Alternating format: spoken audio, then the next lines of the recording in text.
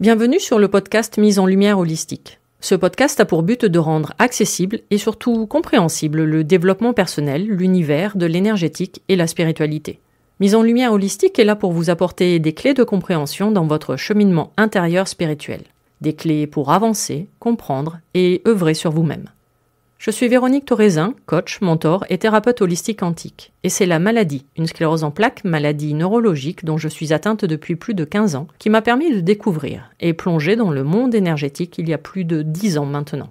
De par mes propres expériences, mes connaissances acquises, mes compréhensions qui sont devenues aujourd'hui mon expertise, je vous accompagne avec ce podcast pour un moment de partage, afin de vous permettre de transformer votre monde intérieur et votre vie pour retrouver votre pouvoir intérieur et votre souveraineté. Chaque semaine, seul ou avec des intervenants, j'aborderai de nombreux aspects de l'univers énergétique, tels le lâcher-prise, la confiance en soi, les différents plans de conscience, la médecine traditionnelle chinoise, ainsi que bien d'autres pratiques de la spiritualité. Et surtout, une notion chère à mon cœur, l'ancrage, la clé de votre être. Je vous souhaite la bienvenue pour ce moment d'écoute. Vous êtes un corps, une âme et un esprit.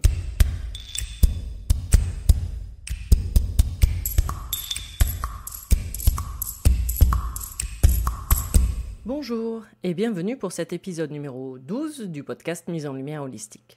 Aujourd'hui, nous allons parler médecine traditionnelle chinoise et plus précisément de sa saison de l'été. Nous avons quitté la saison du printemps le 16 avril et nous sommes en été depuis le 5 mai après avoir passé les 18 jours de transition d'intersaison, saison de la Terre. Je vous laisse découvrir le podcast 7 sur l'intersaison où je vous explique tout ça. Donc, saison d'été, pour 72 jours, donc jusqu'au 18 juillet. Il faut comprendre qu'en médecine traditionnelle chinoise, MTC, les saisons sont la clé de l'équilibre de votre organisme. Le but de cette médecine est préventive, c'est-à-dire de vous maintenir en bonne santé, en prenant en compte l'homme, l'être humain, dans son environnement et ses différents cycles en mouvement. Le principe de la médecine holistique, vous êtes un corps, une âme et un esprit. À savoir que le calendrier chinois se base sur les cycles lunaires, à la différence de notre calendrier grégorien occidental, qui lui s'organise en fonction des cycles solaires. C'est pour cela qu'en Occident, nous parlons de solstice et d'équinoxe. Et surtout, c'est pour cela que les saisons sont en décalage. Les solstices et les équinoxes sont les mi-saisons pour le calendrier chinois. Chacun de ces 5 cycles saisonniers correspond à un mouvement, un élément, une émotion, des parties du corps, des énergies différentes, selon l'organe du moment. L'énergie de chaque saison, de chaque cycle est importante car elle peut déséquilibrer et surtout perturber l'être humain, entraînant des pathologies ou des maux, des modifications sur les différents plans énergétiques, mentaux ou émotionnels. Il faut ainsi s'adapter et se préparer selon l'élément, l'émotion, les organes pour chacune des saisons. En médecine traditionnelle chinoise, entre chacune des 4 saisons s'intercale l'intersaison, qui correspond à l'élément terre. Et c'est alors le moment le plus propice pour harmoniser les 5 éléments dans leur ensemble. Quitter doucement la saison précédente afin de rentrer doucement dans le cycle suivant. C'est le moment où justement il est intéressant de faire le point sur sa santé avec son acupuncteur ou même un naturopathe par exemple à ce moment-là. Un acupuncteur va vous accompagner et préparer les organes pour la saison à venir, ou alors quelle que soit la médecine préventive. C'est justement pour vous éviter de tomber malade, puisque votre corps aura été préparé à la saison à venir. Donc l'été correspond à la maturité, ce que nous allons appeler la fleur de l'âge. C'est le moment de l'extériorisation, de l'expérience. L'été est donc de nature yang. Sa croissance, c'est la maturité, l'extériorisation, d'aller vers le haut, poussé par le mouvement de son élément, qui est le feu. Son métal, c'est le fer. Son fruit, c'est l'abricot. Sa saveur, l'amertume. Sa direction, c'est le sud. Sa planète, c'est Mars. Son climat, c'est la chaleur, qui va entraîner la sueur ou la transpiration qui correspond à l'excrétion de la saveur d'été. Son odeur, c'est le brûlé, puisque son élément, c'est le feu. Sa couleur, c'est le rouge, toujours lié au feu. Certains docteurs, d'ailleurs, même peuvent préconiser de porter du rouge en cas de fièvre, pour faire sortir la chaleur interne vers l'extérieur. De toute façon, toutes les maladies, telles la rubéole, des zonas, la rougeole, tout ce qui ressemble à une inflammation même cutanée, rentrent dans les maladies dites de chaleur, dues au feu, en médecine traditionnelle chinoise. Son sens, à la saison d'été, c'est le goût. Son bruit, c'est le cri, qui va avec son émotion, la joie. Ses tissus sont les vaisseaux sanguins, les artères et les veines. C'est pour cela que l'été, sous l'effet de la chaleur, vous pouvez avoir le visage rouge, les jambes lourdes ou même les veines dilatées. Mais tout ça, je vous en parle un peu plus loin dans le podcast. Maintenant, intéressons-nous aux organes. Les organes liés à la saison d'été sont le cœur et l'intestin grêle. Le cœur, c'est l'empereur de tout l'organisme. Il est de nature yang. C'est lui qui gouverne l'esprit, appelé le Shen, S-H-E-N, et c'est pour cela qu'il est l'empereur. Il va ainsi gouverner tous les autres organes.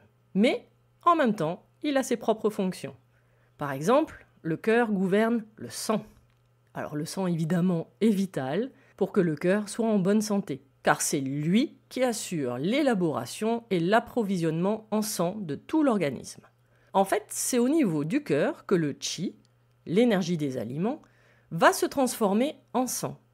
Je ne parle pas physiologiquement, mais énergétiquement évidemment. Une mauvaise circulation du sang, suite à un déséquilibre de l'énergie du cœur, peut provoquer par exemple les mains froides. Il faut comprendre que le cœur et le sang sont étroitement liés dans la constitution d'une personne. Plus l'énergie du cœur est forte, plus la personne sera forte et vigoureuse, car la circulation du sang sera bonne. Le cœur gouverne également les vaisseaux.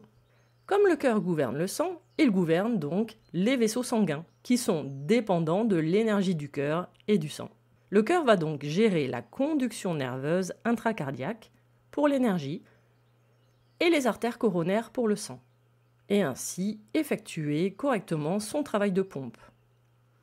Au niveau de la circulation artérielle, l'énergie du cœur, aidée par une énergie résidant dans la poitrine, qu'on appelle zong-qi, active la contraction des ventricules et fait circuler le sang dans les artères. Une énergie faible entraîne une mauvaise vascularisation pouvant provoquer les fameux accidents vasculaires cérébraux, les AVC. A l'inverse, un excès d'énergie du cœur provoque des palpitations ou même de l'hypertension. Au niveau de la circulation veineuse, le cœur réceptionne donc le sang provenant du foie. Pour le fonctionnement du foie et la fabrication du sang, je vous laisse écouter le podcast sur la saison du printemps, l'épisode numéro 1. Le cœur se manifeste également au visage et à son teint. Donc, le cœur gouvernant le sang le distribue dans toutes les parties du corps. Et l'énergie du cœur étant montante, comme peut faire référence la chaleur du feu qui se dirige vers le haut, l'état de l'énergie du cœur peut donc se refléter dans le teint de votre visage. C'est pour cela que vous rougissez face à une forte émotion. En cas de déséquilibre, par exemple, un teint blanc ou pâle est synonyme que le sang est insuffisant, comme un teint pourpre annonce une stagnation de sang. Un teint trop rouge est signe de feu ou de chaleur. Par contre, un sang abondant et un cœur vigoureux, votre teint sera rose et éclatant, signe de bonne santé en MTC. Le cœur s'ouvre à la langue et dans la bouche. On dit que la langue est le bourgeon du cœur, c'est-à-dire que c'est lui qui détermine sa couleur. Enfin, surtout la pointe de la langue qui correspond au cœur. C'est lui qui est capable également de percevoir les saveurs. Des ulcérations ou des aftes observées sur la langue sont dues à un déséquilibre de l'énergie du cœur, par exemple. Un feu, une chaleur au niveau du cœur va provoquer un goût amer dans la bouche, principalement ressenti le matin. Et généralement, l'émotion qui se cache derrière va être de la frustration, de la jalousie ou même de la culpabilité. Cela peut nous renvoyer, vous savez, à l'expression « être amer ». Je vous laisse réfléchir. L'observation de la langue est un moment très important lors de votre séance chez l'acupuncteur. Elle lui donne beaucoup d'informations selon sa couleur, son humidité, sa mobilité. Une langue congestionnée peut être annonciateur d'une future crise cardiaque, par exemple. Ou même des tremblements de la langue peuvent être la manifestation d'un futur AVC.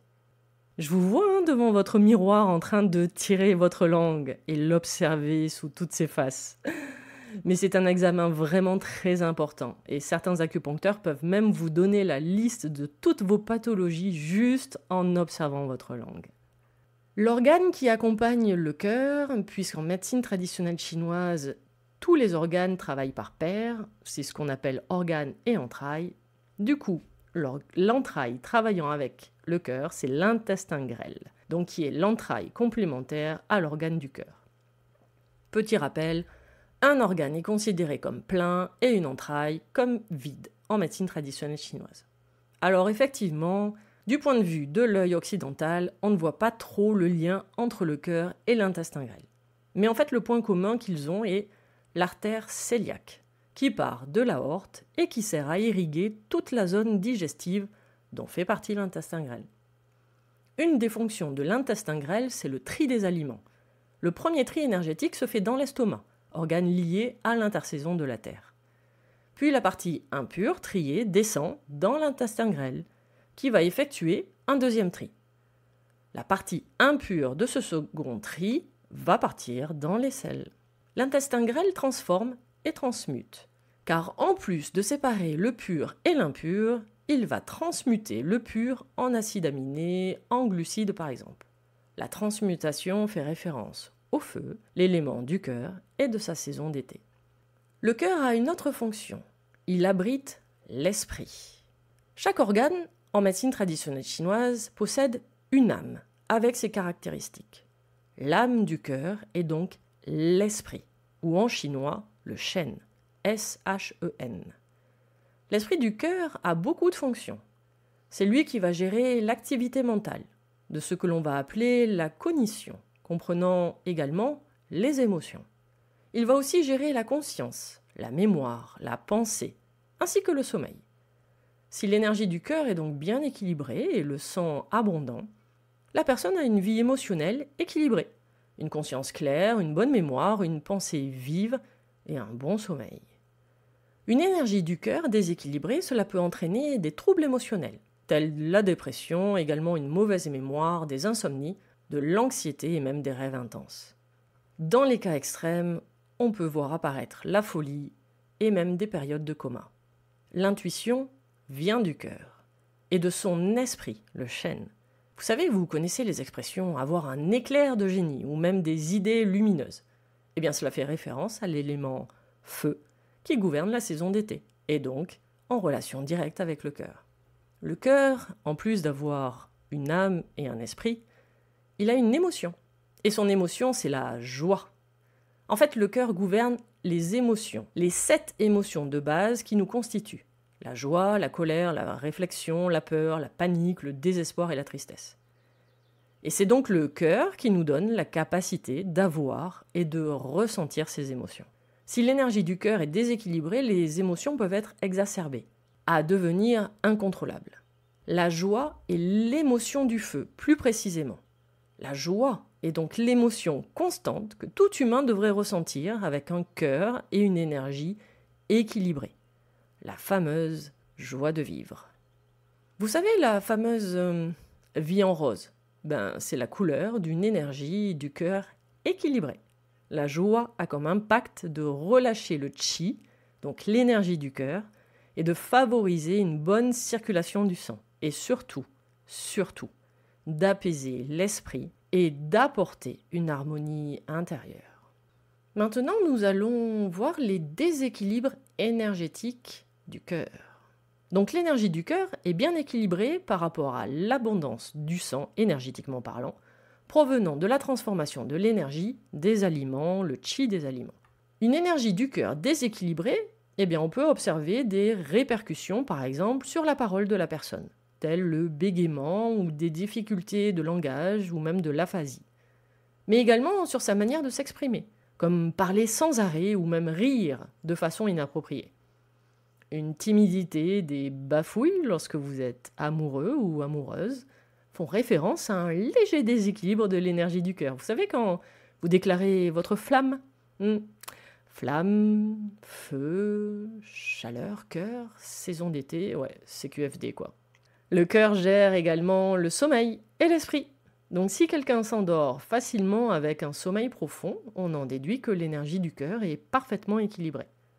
Par contre, un sommeil léger, perturbé, rempli de rêves, révèle une énergie du cœur déséquilibrée. Un excès d'énergie fait que l'on voit rouge, avec agitation et fureur. C'est toujours intéressant d'écouter et de comprendre les expressions. Un déficit d'énergie du cœur peut entraîner un manque de goût de joie de vivre. Un pessimisme avec un état d'amertume. Amer, ah oui, la fameuse saveur de l'été. Et du coup, vous vous dévalorisez et l'estime de vous-même disparaît. Donc une personne déséquilibrée en excès, dans son énergie du cœur, peut se sentir anxieuse et émotive.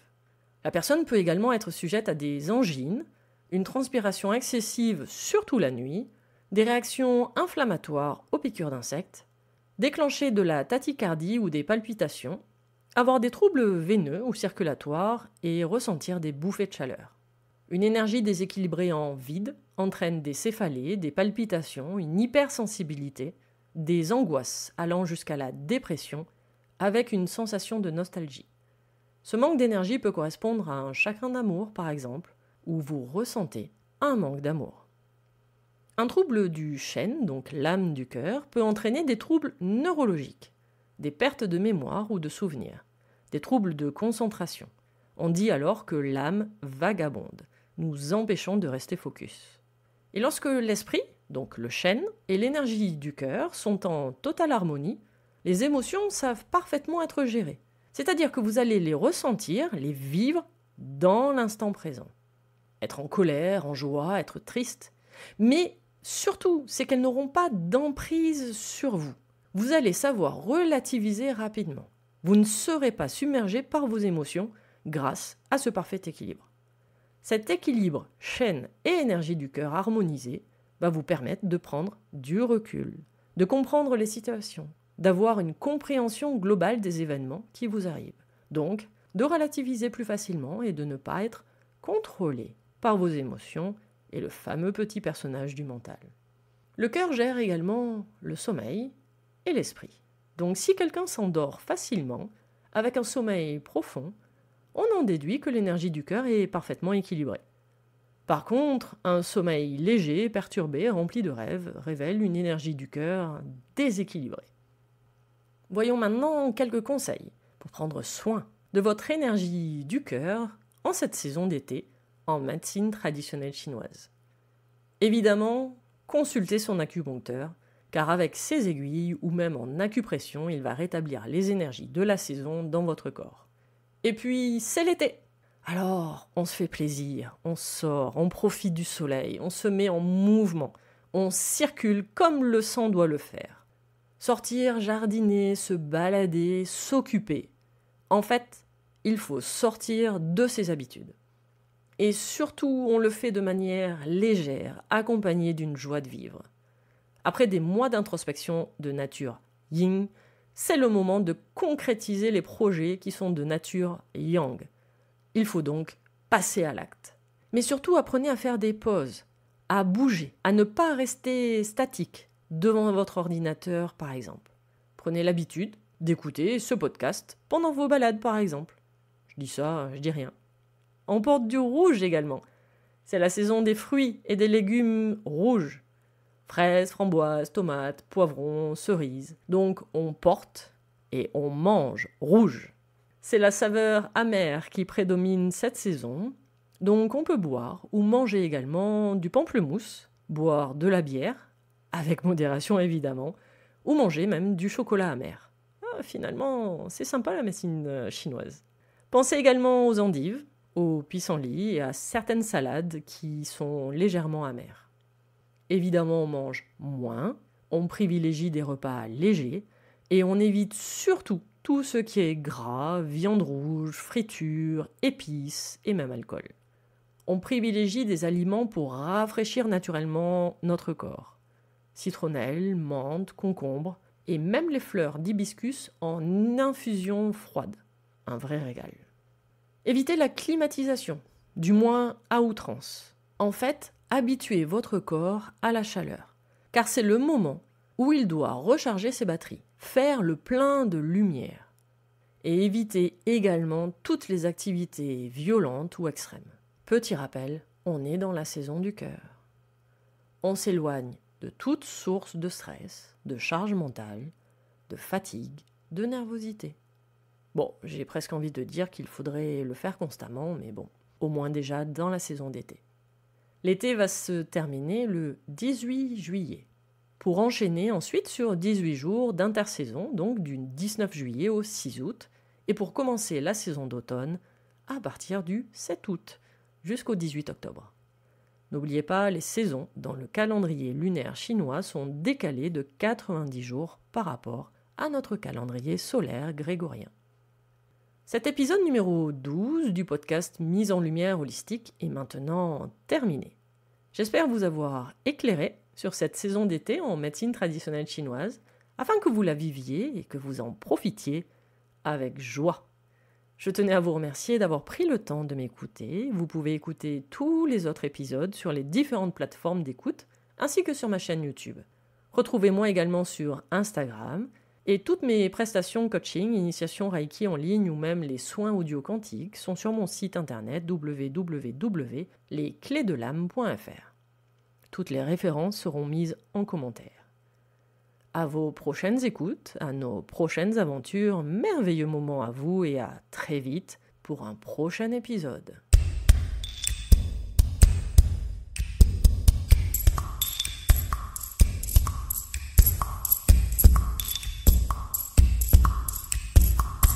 Si cet épisode vous a plu, n'hésitez pas à vous abonner, à commenter, à noter et même partager le podcast Mise en lumière holistique.